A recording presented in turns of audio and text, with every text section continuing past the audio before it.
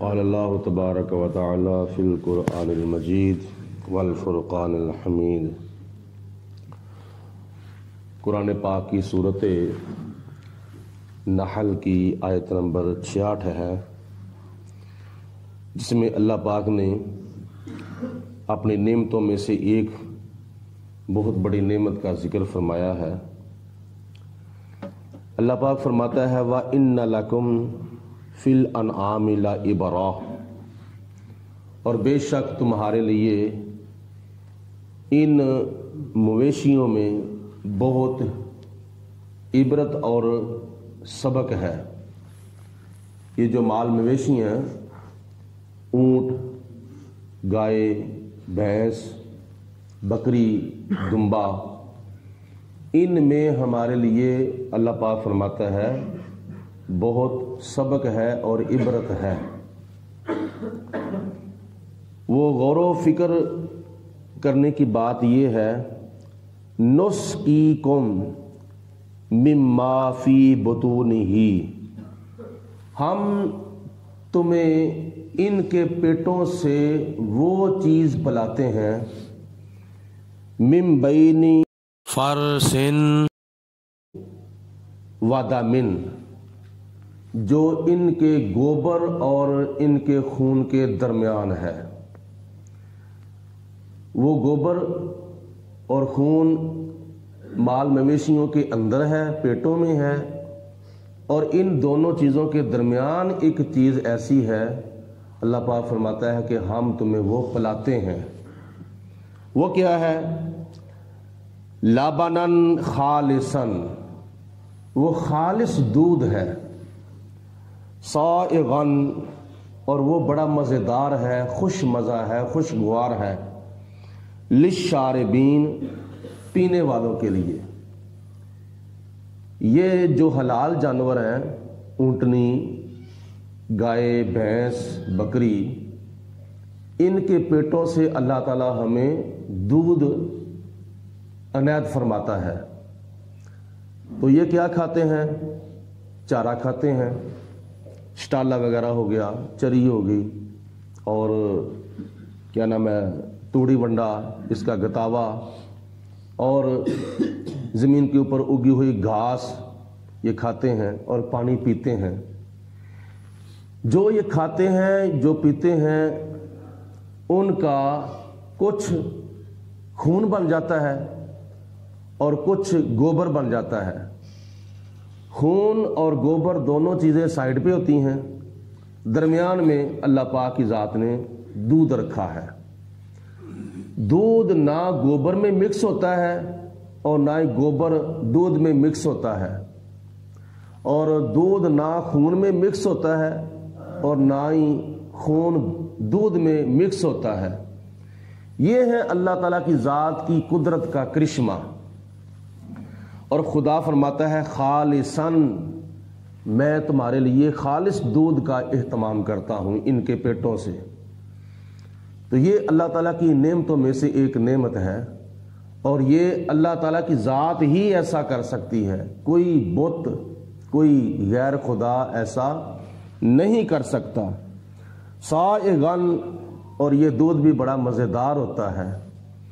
اور آپ لوگوں کو پتہ ہے کہ دنیا کے اندر دودھ کتنا استعمال ہوتا ہے اور کہاں کہاں استعمال ہوتا ہے۔ ہمارے بچے دودھ سے پلتے ہیں، اور بندہ خود بھی دودھ پیتا ہے، اور نبی پاک علیہ الصلوۃ والسلام نے بھی دودھ کو بڑا پسند فرمایا ہے۔ معراج کی رات نبی کریم علیہ الصلوۃ والسلام نے دودھ کا پیالہ نوش فرمایا تھا، اور بھی پیالے کئی مشروبات کے پیش کیے گئے تھے، لیکن حضور علیہ الصلوۃ والسلام نے دودھ کو پسند فرمایا، دودھ کو نوش فرمایا تھا۔ اللہ تعالیٰ ارشاد فرماتا ہے کہ یہ ایک ایسی نعمت ہے کہ جو میں مہیا کرتا ہوں کن کے لیے؟ للشاربین، پینے والوں کے لیے۔ وَمِن ثمراتی، اور وہ پھل، النخیل، جو کھجور کا ہے، والاعناب، اور جو انگوروں کا ہے، وہ پھل بھی ہم تمہیں عنایت فرماتے ہیں، ان پھلوں کا رس بھی ہم تمہیں پلاتے ہیں، تتخذون منہ سکرن، اور تم ان پھلوں سے رس نچوڑتے ہو، یعنی کھجور کا نبیذ بناتے ہو، انگور کا نبیذ بناتے ہو، ورزقن حسنن، اور اس سے اور بھی عمدہ رزق اللہ تعالیٰ تمہیں عطا فرماتا ہے، یعنی کھجوروں سے اور انگوروں سے اور بھی کئی نعمتیں بنتی ہیں، مثلا چھوارے بنتے ہیں، کشمش بنتی ہے اور منقع بنتا ہے، اور اس طرح کی نعمتیں اللہ پاک ان پھلوں سے ہمیں عطا فرماتا ہے۔ نبیذ نبی پاک علیہ الصلوۃ والسلام نے بڑا پسند فرمایا ہے، اور ان چیزوں ان پھلوں سے رس بھی اللہ تعالیٰ تمہیں عطا فرماتا ہے۔ ان فی ذالک لآیۃ، بے شک ان پھلوں کے اندر تمہارے لیے عبرت اور سبق حاصل کرنے کی نشانی بھی ہے۔ کن کے لیے؟ لقومی یاقلون، جو عقل مند قوم ہے، جو سمجھدار قوم ہے، جو باشعور قوم ہے، اس قوم کے لیے ان چیزوں کے اندر، ان نعمتوں کے اندر سبق حاصل کرنے کی اور عبرت حاصل کرنے کی نشانیاں ہیں۔ وَأَوْحَى رَبُّكَ إِلَى النَّحْلِ، اے میرے حبیب علیہ الصلوۃ والسلام، آپ کے رب نے شہد کی مکھی کی طرف القاء فرمایا۔ لفظ اوحا اس کا معنی یہاں وحی نہیں کیا جائے گا، وحی چونکہ صرف اور صرف اللہ کے نبیوں پر اور اللہ کے رسولوں پر آتی رہی ہے، نبیوں کے سوا، رسولوں کے سوا کسی پر وحی نازل نہیں ہوئی۔ یہ بھی نبیوں کی نشانیوں میں سے ایک نشانی ہے، اور نبیوں کے معجزات میں سے ایک معجزہ ہے کہ اللہ پاک حضرت جبرائیل علیہ الصلوۃ والسلام کو بھیجتا ہے تو وہ صرف اور صرف نبیوں پر اور رسولوں پر۔ باقی یہی لفظ اگر کسی اور کے لیے استعمال ہو جائے، جیسا کہ حضرت موسیٰ علیہ الصلوۃ والسلام کی ماں کے بارے میں یہ لفظ استعمال ہوا کہ وَأَوْحَيْنَا إِلَىٰ أُمِّ مُوسَىٰ، میں اگر یہی لفظ غیر نبی کے لیے استعمال ہو تو معنی بنے گا اللہ پاک نے دل کے اندر بات ڈالی، دل کے اوپر القاء فرمایا، یا غیب سے ارشاد فرمایا، جس کو الہام کہتے ہیں۔ اور جیسا کہ یہ حضرت عمر فاروق رضی اللہ تعالیٰ عنہ کے لیے استعمال کیا گیا، جناب عمر فاروق رضی اللہ تعالیٰ عنہ کو غیب سے آوازیں آیا کرتی تھیں۔ وہ آوازیں کس کی طرف سے ہوتی تھیں؟ اللہ پاک کی طرف سے ہوتی تھیں۔ وَأَوْحَى رَبُّكَ إِلَى النَّحْلِ، اے میرے پیارے رسول علیہ السلام، آپ کے رب نے شہد کی مکھی کی طرف کیا فرمایا؟ القاء فرمایا، اس کے دل کے اندر یہ بات ڈالی۔ اور یہ آیت مبارکہ وہ آیت مبارکہ ہے جس کی وجہ سے اس سورت کو سورت نحل کہا جاتا ہے۔ سورت نحل، نحل کا معنی ہے شہد کی مکھی، تو اس آیت مبارکہ میں اللہ پاک نے شہد کی مکھی کا ذکر کیا ہے۔ شہد بھی نبی پاک علیہ الصلوۃ والسلام کو بڑا پسند تھا۔ حضور علیہ الصلوۃ والسلام نے شہد کی بھی بڑی فضیلت بیان فرمائی ہے، یہ بیماروں کے لیے شفا ہے، اور اکثر ہمارے نو مولود بچوں کو شہد سے گھٹی دی جاتی ہے، جس کو پنجابی میں گڑتی کہتے ہیں۔ اور یہ سب کے لیے نہیں، آج کل اس دور کے اندر جو شوگر کے مریض ہیں ان کے لیے یہ چیز مناسب نہیں ہے۔ باقی شہد کھانا یہ بہت اس کے فائدے ہیں، دنیاوی لحاظ سے بھی اور دینی لحاظ سے بھی۔ تو شہد کی مکھی کی طرف القاء اللہ تعالیٰ نے کیا فرمایا تھا کہ انت تاخذی من الجبال بیوتن، کہ اے شہد کی مکھی بڑے بڑے اونچے پہاڑوں کے اوپر اپنے گھر بناؤ، من الشجاری، اور درختوں پر بھی اپنے گھر بناؤ، ومما یعرشون، اور بڑے بڑے اونچے جو چھپر ہوتے ہیں ان کے اوپر بھی اپنے گھر بناؤ۔ اللہ پاک نے مکھی کو ارشاد فرمایا ہے کہ پہاڑوں پر اپنا گھر بناؤ، درختوں پر اپنا گھر بناؤ، اور اونچے اونچے چھپروں پر اپنا گھر بناؤ۔ ثم کلی من کل الثمرات، اور پھر خدا نے فرمایا کہ اے شہد کی مکھی پھر کھاؤ ہر قسم کے پھلوں میں سے، فصلوں کی سبل ربی کی ذللا، پھر اپنے رب کے راستوں پر چلو۔ چوستی ہے، پھولوں کا رس چوستی ہے، پھول گلاب کا، چنبیلی کا، کلی کا، اس طرح اور جو کئی پھول ہوتے ہیں ان کا یہ رس چوستی ہے، اور جس پھول کا بھی رس تم ذائقہ چکھ کے دیکھ لو وہ کڑوا ہوگا۔ نبی کریم علیہ الصلوۃ والسلام ایک مرتبہ کہیں جا رہے تھے تو راستے کے اندر آپ نے پڑاؤ ڈالا، تو صحابہ کرام کے پاس روٹیاں تو تھیں لیکن ان کے پاس سالن نہیں تھا، تو حضور علیہ الصلوۃ والسلام نے دیکھا کہ صحابہ کرام کے سروں کے اوپر نہ مکھی جو ہے گھوم رہی ہے اور بنبنا رہی ہے، گھوم بھی رہی ہے اور بنبنا بھی رہی ہے۔ تو صحابہ نے نبی پاک علیہ الصلوۃ والسلام کی بارگاہ میں عرض کی، یا رسول اللہ یہ مکھی کیا ہے، یہ ہمارے سروں پر گھوم رہی ہے اور بنبنا رہی ہے۔ تو نبی پاک علیہ السلام نے فرمایا کہ آپ کو نہیں پتا، یہ مکھی ایک پیغام لے کر آئی ہے، اس کو پتا ہے کہ میرے نبی کے صحابہ جو ہیں انہوں نے کھانا کھانا ہے، ان کے پاس سالن نہیں ہے، روٹیاں ہیں، تو یہ کہہ رہی ہے کہ فلاں پہاڑ کی پچھلی طرف ہمارا ایک چھتا ہے، شہد کی مکھیوں کا چھتا ہے، اور وہاں شہد ہے، کسی صحابی کو بھیج دو اور وہاں سے شہد لے آئے۔ تو نبی پاک علیہ الصلوۃ والسلام نے صحابی کی ڈیوٹی لگائی، وہ گئے اور جا کر شہد کی مکھیوں کے چھتے سے شہد نکالا اور شہد لے کر آ گئے، اور صحابہ کرام نے پھر اس شہد کے ساتھ روٹی کھائی، کھانا کھایا۔ پھر نبی پاک علیہ الصلوۃ والسلام نے فرمایا کہ میرے صحابہ جانتے ہو یہ شہد ان کا کیسے بنتا ہے، شہد کی مکھیاں جو ہیں یہ شہد کیسے بناتی ہیں، اس کی اصل کیا ہے، اس کی بنیاد کیا ہے، اس کی بیک گراؤنڈ کیا ہے؟ تو صحابہ عرض کرتے ہیں یا رسول اللہ اللہ جانتا ہے، یا اللہ کی عطا سے اللہ کے پیارے رسول جانتے ہیں۔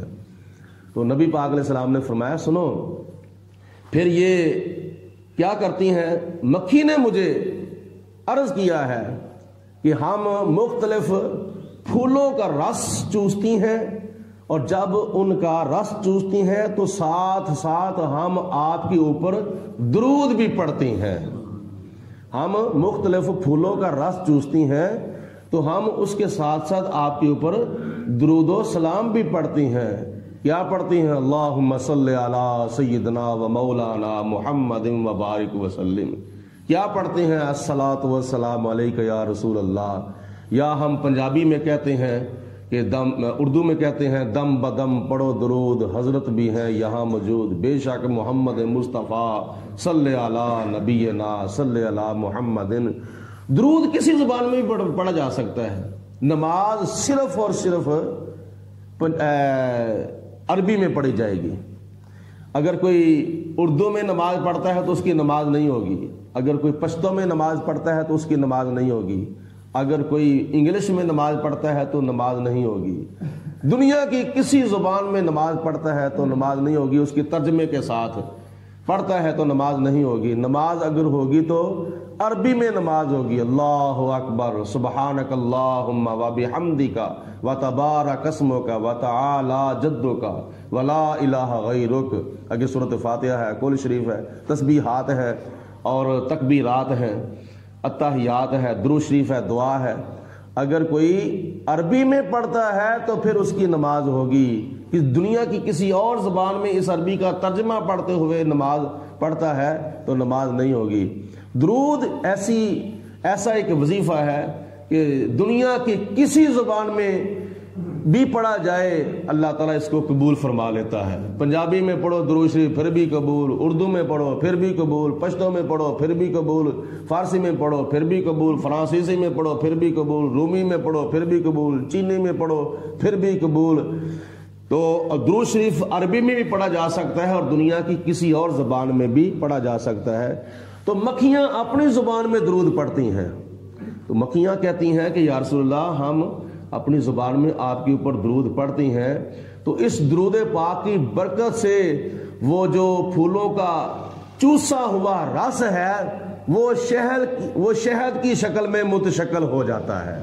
تو اسی طرح ہمارے اعمال جو ہیں، کوئی عمل قبول ہوتا ہے، کوئی قبول نہیں ہوتا، ہم برائیاں بھی کرتے ہیں، گناہ بھی کرتے ہیں، خطائیں بھی کرتے ہیں، تو جب ہم کوئی بھی نیکی کا کام کریں، دین کے ساتھ اس کا تعلق ہو یا دنیا کے ساتھ تعلق ہو، جیسے کہ نبی پاک علیہ الصلوۃ والسلام نے فرمایا اتنی دیر تک بندے کی دعا قبول نہیں ہوتی جتنی دیر تک اس کے اول میں درود نہ پڑھا جائے اور اس کے آخر میں درود نہ پڑھا جائے۔ جب درود شریف اور اول میں اور آخر میں پڑھا جائے گا تو اس کی دعا جو ہے وہ اللہ پاک کی بارگاہ میں قبول ہو جائے گی، ورنہ اول آخر درود پڑھے بغیر اگر کوئی بندہ دعا مانگتا ہے تو حضور فرماتے ہیں اس کی دعا زمین و آسمان کے درمیان معلق رہتی ہے۔ تو خدا تعالیٰ کی ذات بابرکات ارشاد فرماتی ہے کہ یخرج من بطونها شراب مختلف الوانہ فیہ شفاء للناس۔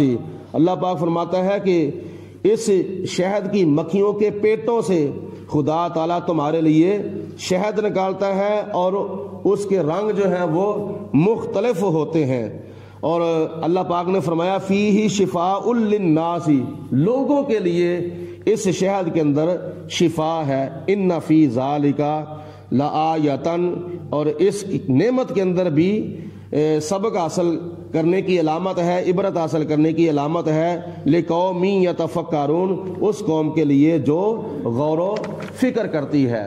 واللہ، اور اللہ تعالیٰ نے خلقکم، تمہیں پیدا کیا ہے، ثم یتوفاکم، پھر وہ تمہیں وفات دے گا۔ وَمِنْكُمْ مَنْ يُرَدُّ إِلَىٰ أَرْذَلِ الْعُمَرِ، پھر خدا تعالیٰ فرماتا ہے کہ تم میں سے بعض لوگوں کو نکارہ عمر کی طرف لٹا دیا جاتا ہے۔